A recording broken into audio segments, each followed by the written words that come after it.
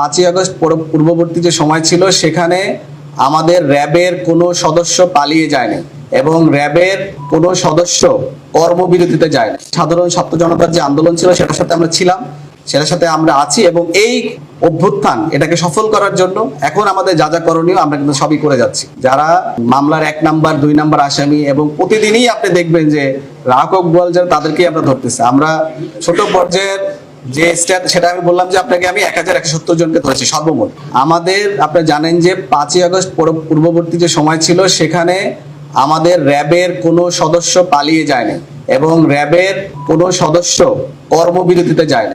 আমাদের এখানে র্যাব একটি কম্পোজিট ফোর্স, এখানে কিন্তু প্রায় 8টা বাহিনী থেকে কিন্তু এখানে আমাদের বিভিন্ন সদস্যরা আসেন। সেখানে মূল যে প্রায় 44% কিন্তু আসে পুলিশ থেকে এবং এই সবচেয়ে বড় অংশটাই হচ্ছে পুলিশের এখানে। তো কিন্তু এখানে আমাদের কিন্তু যেটা অলমোস্ট 50%-এর কাছাকাছি, অর্ধেক। তো সেখানে কিন্তু এবং আমরা কিন্তু র্যাব খুবই একটা ছোট একটা বাহিনী, 10,000-এর কাছে প্লাস মাইনাস একটা ফোর্স আমরা।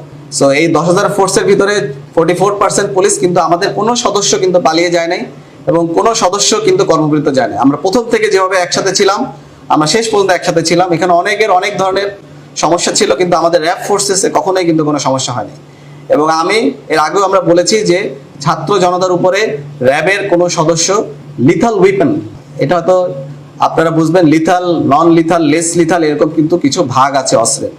লিথাল উইপন কখনোই ব্যবহার করা হয় নাই র্যাবের কোনো সদস্য দ্বারা।